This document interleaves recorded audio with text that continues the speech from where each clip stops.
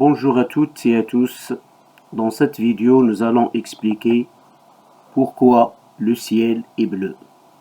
Avant de répondre à cette question, il faut tout d'abord connaître que la lumière émise par le soleil est blanche. C'est un mélange de lumière colorée, allant du rouge jusqu'au violet, dans l'ordre suivant. Le rouge, puis l'orange, puis le jaune, le vert, le bleu, le cyan, le violet, c'est-à-dire les 7 couleurs de l'arc-en-ciel. Et entre deux couleurs consécutives existe une infinité de couleurs. Ça veut dire que le spectre de la lumière blanche est un spectre continu. Il faut aussi connaître que la Terre est entourée d'une enveloppe gazeuse d'épaisseur à peu près égale à 1000 km. C'est l'atmosphère. Sur la partie inférieure de l'atmosphère, on trouve 90% de l'air.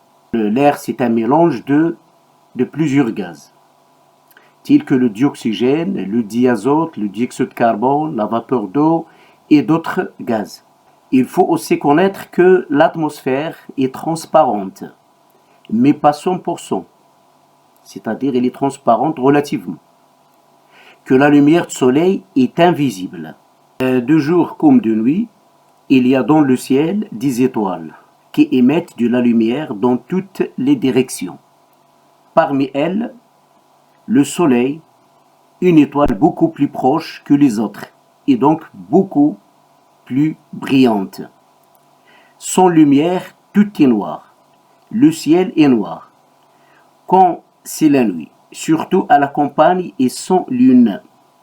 Depuis l'espace, les astronautes en orbite autour de la Terre voient le ciel noir, rempli d'étoiles brillantes.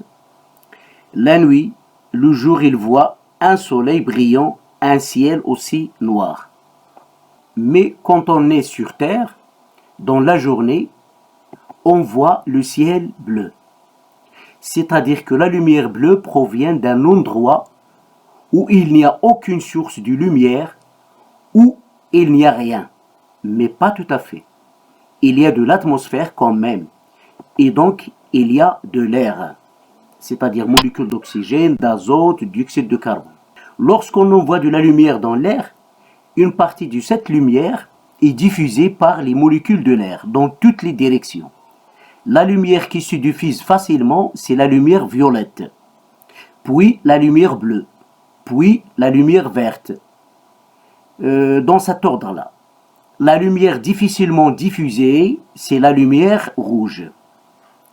Donc si le soleil envoie de la lumière dans l'air, la lumière du soleil c'est une lumière qui est blanche, les molécules de l'air diffusent une proportion importante de la lumière violette, puis une proportion moyenne de lumière bleue dans toutes les directions. Donc si l'on regarde le ciel dans une autre direction que le soleil, on verra surtout du violet et du bleu. Mais comme l'œil est beaucoup plus sensible dans le bleu que dans le violet, on voit du bleu et c'est pour cela le ciel est bleu. Ce qu'il faut connaître aussi, que l'atmosphère diffuse des proportions différentes de la lumière colorée suivant la position du soleil. Par exemple, si le soleil est au zénith, c'est-à-dire au-dessus de nous, sur la verticale qu'on appelle la ligne zénithale, dans ce cas, la personne n'a pas d'ombre portée. Sur la lumière émise par le soleil, seul 4% de la lumière rouge est diffusée. 9% de la lumière verte est diffusée, 20% du bleu, 30% du violet sont diffusés. Donc si on regarde le ciel dans une autre direction que le soleil, on va voir le mélange des lumières diffusées par l'atmosphère, c'est du bleu. Dans ce cas, le bleu sera pâle, c'est-à-dire un bleu moins foncé. Si l'on regarde le soleil, les couleurs sont aussi déformées, car notre soleil est parfaitement blanc. Un observateur sur Terre voit dans ce cas le soleil jaune. Seule la lumière jaune arrive à l'œil de l'observateur. L'atmosphère a éliminé donc 20% du bleu, 30% du violet, et donc le spectre de la lumière devient jaune. L'atmosphère joue donc le rôle d'un filtre. Il absorbe des lumières et laisse passer d'autres. Pour un astronaute en orbite autour de la Terre, se trouvant à l'extérieur de l'atmosphère, il voit le soleil parfaitement blanc et le ciel noir.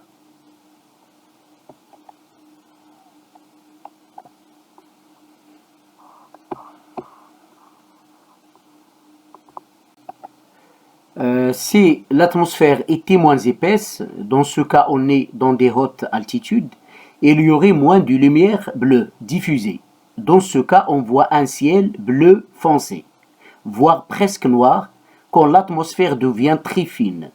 C'est pour cette raison qu'en montagne haute altitude, par exemple les montagnes de l'Himalaya, l'épaisseur de l'atmosphère diminue, le bleu du ciel paraît plus profond.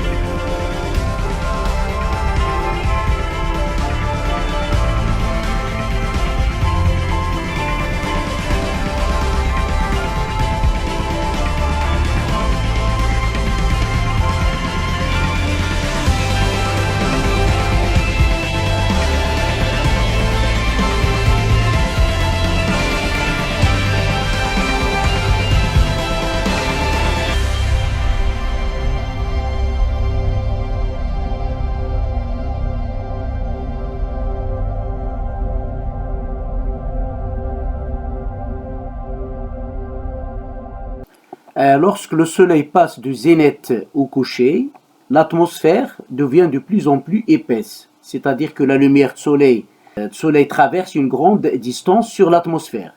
Cette lumière blanche perd du violet, du bleu et même du vert et un peu du rouge. Et du coup, le soleil devient rouge. En fait, c'est exactement ce qui se passe lors d'un lever ou d'un coucher de soleil.